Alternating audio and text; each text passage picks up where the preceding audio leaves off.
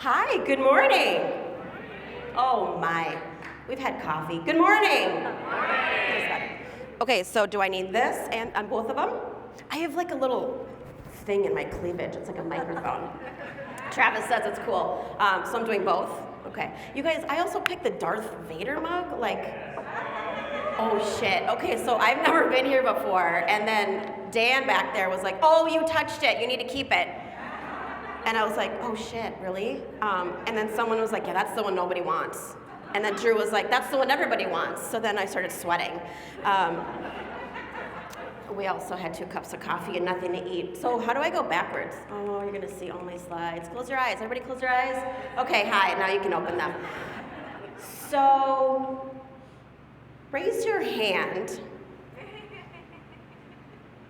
if you have a little one at home that's maybe close to turning 6 years old, or if you have a 6 or 7-year-old. Raise your hand. Yes, same. Okay, thank you, hands down. Raise your hand if you have had kids that are no longer 6 years old. Maybe they're out of the house, but they were once 6. Okay, at one point, right? Raise your hand if you have been 6 years old. Oh my God, you guys, we all have something in common. Holy crap, that's awesome. So let's go back in time to when I was little. I'm a little older than 6 now. This is Ani. This is Ani, little Ani. And she was an entertainer.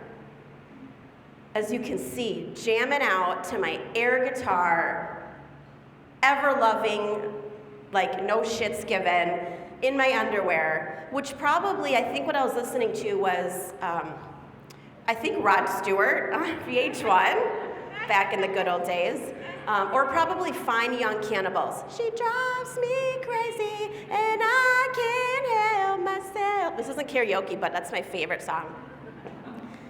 And then, like, she was so damn stylish. Like, what is this amazing blazer? And this amazing, but I'm on a tricycle in a 2-bedroom apartment in Little Canada?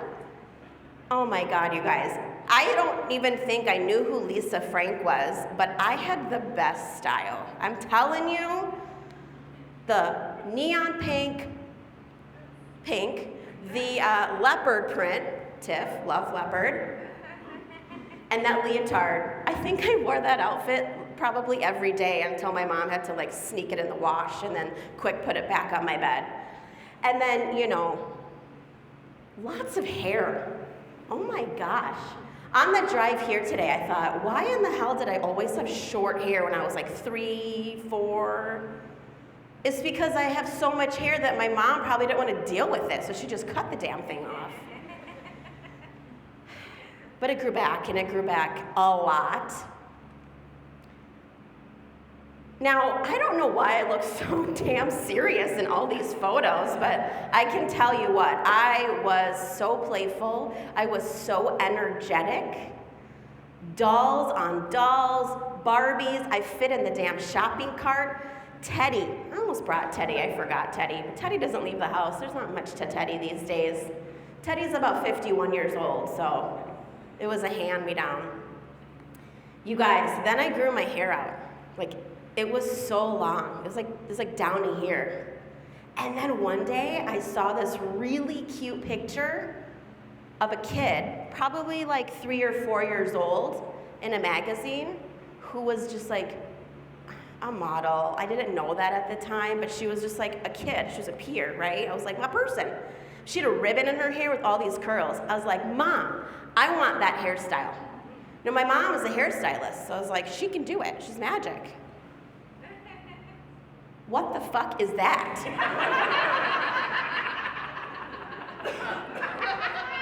Oh my God, I feel so bad for her. We cut all this hair off. And she told me, you guys, she was like, Ani, it's not gonna look like that. I was like, yes it is. You have curling iron, scissors, it's gonna look great. Well, that was maybe like 30 minutes after the haircut, and I was like, oh.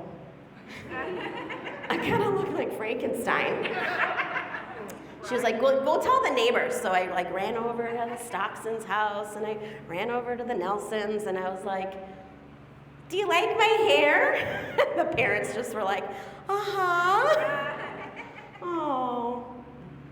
So anyways, there's, Circus Pizza, Chuck E. Cheese. You had all the fun, right? You're just doing all the damn things. I was a leader. I was bold. I had a lot to say. Like anytime we got together with my cousins, so I'm the youngest of 3. I didn't have siblings younger than me. My siblings were 10 and 11 years older than me. So I hung out with my cousins all the time. And every time we'd get together, there'd surely be skits, like skits on skits. And if you've had kids, or you're an uncle or an aunt, or you've been a kid, you know that. You want to like show everybody, look at me, like, look at me, like, look at what I can do. I'm sure there was a lot of that. So there was all that fun stuff. The entertainer, the creative, it was always so lively. I was so gentle, very compassionate. Like, that's just little Ani. It's about to get heavy. There was no way to transition out of that slide except for just hitting the button. So, okay, let's tell some stories here. You've all been teenagers. Things got a little hairy around here, literally. It got hairier, actually. Awkward as hell. Was anybody like a beautiful child in their middle school years? Because I don't know what that was. No, I'm getting a lot of nods. I love her. Like, just look at her. Don't you just want to like hug her? I think. So, okay, the reason why I say hairy is because in middle school, you start blossoming a bit, right? Your voice starts to crack a little, and you're growing a little peach fuzz. There's a book that I read recently called Lakshmi's Mooch. It's about an Indian girl, and she calls her her mustache a mooch. I just foreshadowed because I'm growing a beard some days here. I was sitting on the floor in 6th grade, and I was writing. It was like writer's workshop. And I was doing whatever prompt the projector had on the screen. There were no smart boards, overhead projectors. And I was just writing whatever we had to write, minding my own damn business. And then whoever it was, a friend, a peer, I don't know, some little bullshit kid, was like, you have such long leg hair. Fucker, like, yeah, I do. Well, they did too, but it was blonde, and I was, darker hair. And then I'm in the a la carte line, trying to get the Long Johns and the unhealthy foods and all that fun stuff for lunch. And I'm in line right behind Sean and Chris. Oh, Sean and Chris, they were my little crushes in 2nd grade.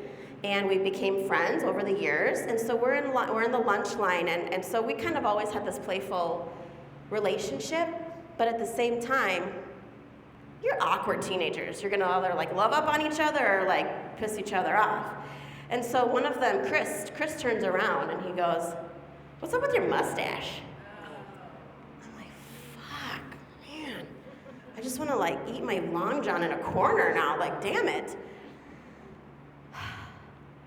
So things got really hairy, right? And then there's this like conversation you start having in the lunchroom. So like, where are you from? Like, where are you from? Where are you from, right? And I was like, I'm already feeling like my soul was crushing, right? Just because I have air everywhere. I was like, I'm from like Wisconsin. Why did I say Wisconsin? I'm clearly in Minnesota. I grew up in Woodbury. Like, you could have at least said Cottage Grove or Vadnais Heights or, Anoka County, whatever. Wisconsin. And then I was like, I was 15, I think, about this time. My parents were going through their citizenship steps.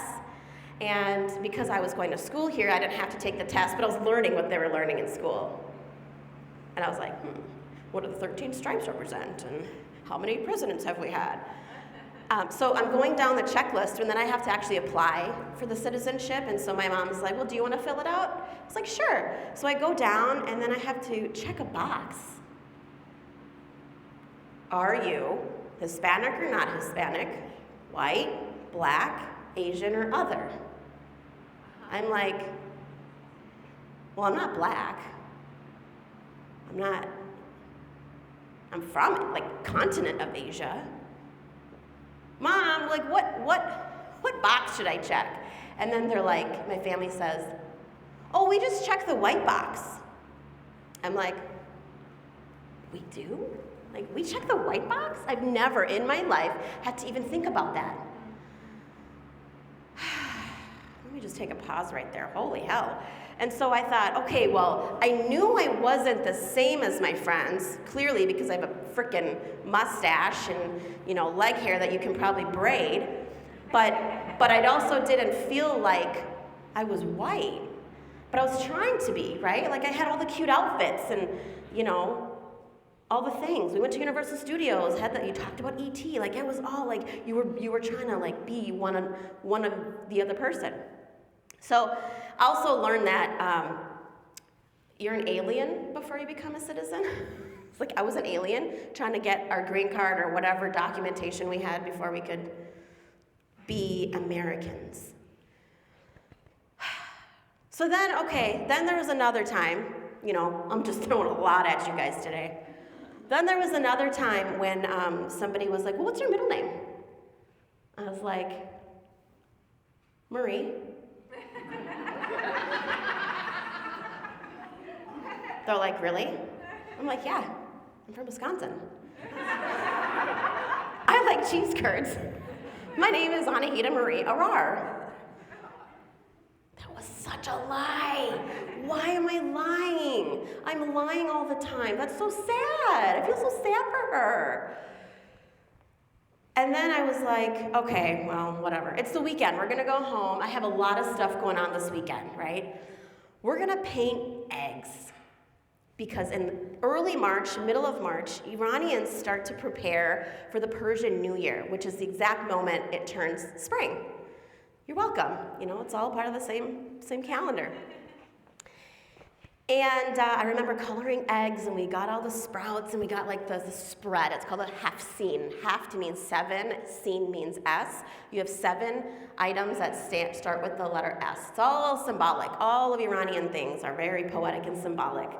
And so I was so excited, like, oh, we're like getting ready for Nowruz. It's called Nowruz. So I go back to school. I had picked up my new outfit over the weekend. I went to Farsi school. It was just like, spring was in the air. And then a friend had said, hey, what'd you do over the weekend? And I said, we colored eggs. And they were like, Easter's not for another month. And I thought,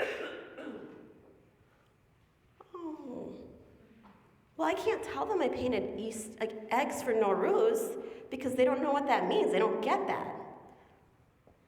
So I was like, well, we just throw it in the fridge. Like we really like to get ahead of Easter. Because we're so Christian. Like, what the heck? We just threw it in the fridge, right? Oh shit. And then they were like, well, what'd you do yesterday? You weren't available to play. And I'm like, well, I went to Sunday school. You went to Sunday school? Well, apparently Sunday school is for little kids. It's not for teenagers. But I didn't go to Sunday school. I went to school on a Sunday, hosted by a whole bunch of Iranian moms and dads to teach their kids Farsi reading and writing. So I went to Sunday school, but apparently I was getting poked fun at. Anyways, this girl, who was once very, very playful and energetic, suddenly had her soul started to get crushed. I feel bad for her. I don't know about you. I hope some of you aren't crying, but we're gonna move forward here. So anyways, the idea was like, where the hell do I fit in? Like, I just want to blend in, clearly head to toe, it's just not working. And I don't know, maybe I'll just sign up to be a peer mediator at recess. So I would chase kids around and try to solve their problems, like share the ball and, oh, they're fighting, I'm gonna try to get in the middle and help them out here. I tried to do something. Anyways, the middle school worries were winning. It just sucked, you guys. Middle school sucks. But high school, on the other hand, growing up in Woodbury, it was an affluent and up-and-coming suburb. There was just so much promising information out there for me to digest. But what I didn't realize was that when you come back from summer and you start to get some budding attention, things change a little bit. Like you get noticed more. People are smiling at you more. They invite you over for, gatherings and spring break and stuff. And then I got my license and I got a job at Lifetime Fitness where like all the cool kids hung out. So they were like, "Hey, Anahita." And like sometimes I would put my hair in braids. They'd be like, "What up, Pocahontas?" And so I'm like, "Hey." I eventually became a cheerleader in my senior year, which was hella awesome. Like, I was part of the squad. You guys, I made it. I was finally freaking part of the squad. I blended in. I was part of it. But was I? Was I finally blending in? Anyhow, we're going to jump to graduation. We're going to jump to college. I went to the University of Minnesota, and I got my bachelor's degree in communications. And then I was really into the real world. I got the corporate job. I worked for Target. I worked for the U. I've worked for small businesses. I've done all the things. I had a long-term relationship coming up on 5 years at this point. I had the apartment. I lived in Uptown. I was the hipster girl, but the cool girl. I was starting my business in PR and marketing. So everyone was like, "Where should I go to eat? What's going on? Where are you going on Thursday?" It's we're going to 7 Rooftop. Got the master's, ditched that relationship. I found a new one, which was working really, really well. And then I thought, am I doing this right? Am I blending in? I'm doing all the things that you're supposed to do in your 20s, right? Well, part of my U of M experience was that I was the president of the Persian Student Organization, which was really prestigious to be the president of a student organization at the U. Oh shit. My grades slipped because I was doing so well in the organization. Turns out that planning a huge event is more fun than homework. So that worked out for me until it didn't, and I had to take a year off and academic probation, la la la la. Anyways, fast forward to today, you're thriving with a master's degree. And what I was realizing was that my social circles were shifting. I was no longer really hanging out with my white peers because it felt like I was too Persian for them. They didn't understand Nowruz. They said they were interested. They didn't really understand the traditions, even though they said they were curious. But then I was too American for the Iranians because I didn't have an accent. I grew up here. I ate Persian food, but I didn't really go to all the festivities, and my parents weren't as engaged anymore with the community because, they're exhausted after 30-something years of raising kids. They're gonna move on. So I didn't have my parents to follow after. I just was well, I don't know where the hell I should go. Should I go to the rooftop this weekend, or should I go to the Nowruz celebration? I didn't know. I had a foot in the door of each way. I didn't know where I fit in.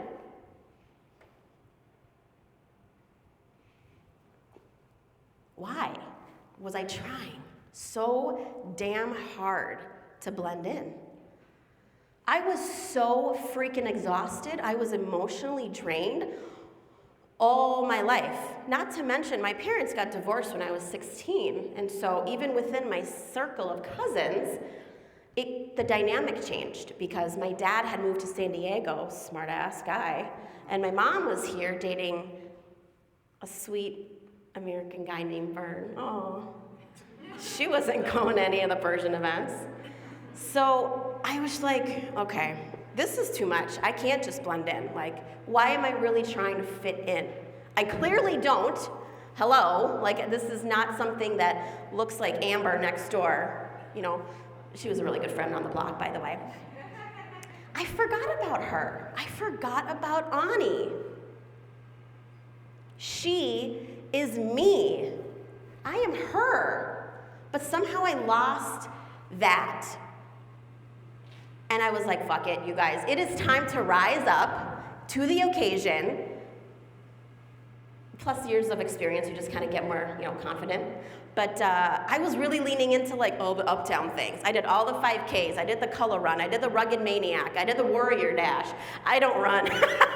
I don't run at all, but I sure as hell can pretend I'm having a good ass time. So what do? I just start dancing in the middle of like the powder throw. I started my own web series because I wanted a business and I wanted to thrive in entertainment. So I started a web series called Anahita Talk, where I would take PR clients that couldn't get airtime, and I would give them airtime on my show, and I would talk about their creative work, music, fashion, film, nonprofits, entertainment, arts, photography. It was the best show ever. It's still on YouTube. Anahita Talk. That's a hint.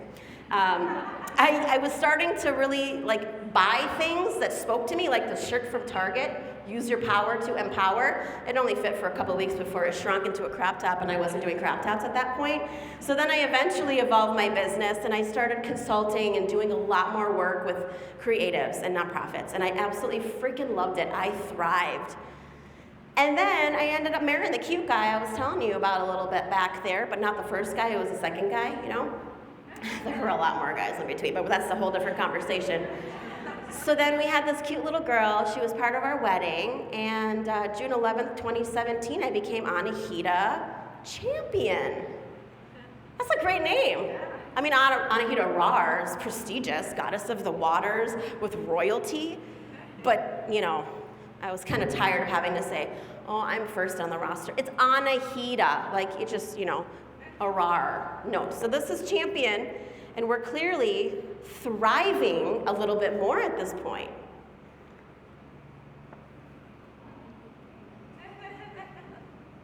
And then I look at her. We fast forwarded a few years. We look at her now. I am so in awe of this girl. She's looking ahead, probably to the ice cream truck, but I like to say the future. She reminds me a hell of a lot of me. Both like blazers, right? Roya, her name means dream, vision, fantasy. And I found her name in an Iranian song that I really, really love. So, a dreamy champion, hell yeah, man. How crazy that she is energetic, she is spicy, she is playful, she is gentle, she is compassionate. She reminds me a lot about me. And it just so happens we jam out in our underwear at the same time in our lives. You guys, so much of what we do in life and so much of who we are is still very much that 6-year-old that is within us. We go through middle school and we question ourselves in every freaking capacity. We go to high school and you may thrive or you may hate it. You go to college or some sort of activity or endeavor after college, and you're like, I'm figuring it out a little bit, and then you're like, you have to be mature, you have to be professional, you need to grow up. Why are we taught that? That is so bullshit. Can we just stop saying you have to grow up? The crazy thing is, this was an actual fortune cookie reading that I got from Venice Beach maybe about 15 years ago. I opened it up and I damn near shit myself. It says, you could prosper in the field of entertainment. I was like, what the fuck? Who wrote this? John, did you write that? And then I thought about it, and I was like, yo, this cool girl right here, multitasking, looking so fly, on a guitar, on a tricycle. That is still me, except now I have upgraded to two wheels instead of 3. And, whoops. And then you take the 16 personalities, the Myers-Briggs, the Enneagram, and all that stuff. They all come back to one thing. You are an ESFP. Don't really know what that means, but if you look it up, it says I'm an entertainer. I prosper in building relationships. I thrive in communities where I can be empathetic and compassionate. I'm gentle, but I'm bold. I'm spicy, and I can use my voice. But somehow I think I need to take this damn test to remind myself that, because apparently little Ani was forgotten. So now I've realized, hell yeah, I have a mooch, Absolutely, I shave my legs, only when it's in the summer. Other than that, you know what it probably looks like under here. That's why I'm not wearing a dress. It's winter. But I own it now, and it took me 30-something years to really kind of figure that out. So I'm now channeling my inner Ani. What do I do as a creative? I now support arts and culture. What do I do with my empathy? I'm a philanthropist. I love fundraising. I love mission-driven work. Spicy. Oh, I don't filter my voice and my words. You can probably tell by that. Entertaining. I love the mic. I love the camera. I love events because you get to see all these amazing faces that hopefully you can be friends with later. You get to channel the energy in the room and you get to make an impact. And I'm playful because hell, why the hell would you be boring when you can wear pink and be colorful? No shade to anybody not wearing pink. It's definitely like, that's okay. So, Anahita today. I'm 39 and a half years old. Shout out to anyone turning 40 this year. I stand with you. I'm a first-generation Iranian-American immigrant. I moved to the US at the age of 2 years old. That's 1986 for anyone trying to do math, because creatives don't like to do math. I'm a wifey and a mommy. I love nonprofit. I love working with philanthropic initiatives. It brings me so much joy to help organizations and those communities that just don't have enough mic time or camera time to share their stories. I value 3 things. Well, I value a lot more than that. Coffee's not on this list, but it's definitely high up there. Community, this is my community, the creative community. My 2 people at home that make a family of 3, my cousins, the Iranians, the entrepreneurs, the women in the middle. Like, I value this community. Diversity, because clearly I don't blend in. So anyone that sticks out, like, I totally value them in whatever capacity that diversity means, and joy. I absolutely love bringing smiles on people's faces. Here's a fun fact. I belly dance. I've been in a flash mob all over the Twin Cities. That was a very long day, but it was fun as hell. I've been skydiving. I make a famous guacamole. Can't give you the recipe, but I'm happy to make it for you sometime. I was Mrs. St. Paul 2018 when I ran for Mrs. Minnesota America, so that was kind of cool. But the best thing of all, I'm a glove Lionel Richie. I can dance to it all night long. Yeah? No? Okay. You guys are gonna remember me now every time you hear hello. And Adele, I like Adele too. So I just ask myself this, and I have some takeaways for you. Why do we try to blend in when we do stand out? And I'm not saying like personality. I'm not saying colors that you wear. I'm not saying like eyes bulging out of your head like mine are right now. You have a certain X factor about you, and it makes you stand out. Own it, right? It doesn't matter if you're an ESFP or an INFJ or whatever all those things are, introvert, extrovert, blah, blah, blah. It's not about that. It's about just owning the uniqueness of you, whether it's in a one-on-one conversation or a huge room of people. So just own the damn thing. And why do we have to even think about fitting in? It's not about fitting in, but the idea of blending in is because we just want a sense of belonging. Like, we want a sense of being accepted, but if you're not accepted where you are, shit, go create your own little community, right? Why do we always have to fit into the mold? I don't, I sure as hell don't. So when you leave here today, I want you to remember one thing. I want you to remember that little 6-year-old self. What was that person like? My friends, I just have to say, don't forget to rise. Remember your inner 6-year-old energy.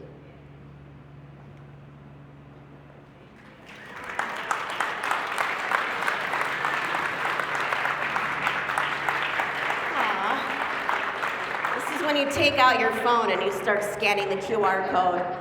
Because I didn't bring, I don't bring business cards. Yeah. Oh, I'm not good with the clicker. There you go.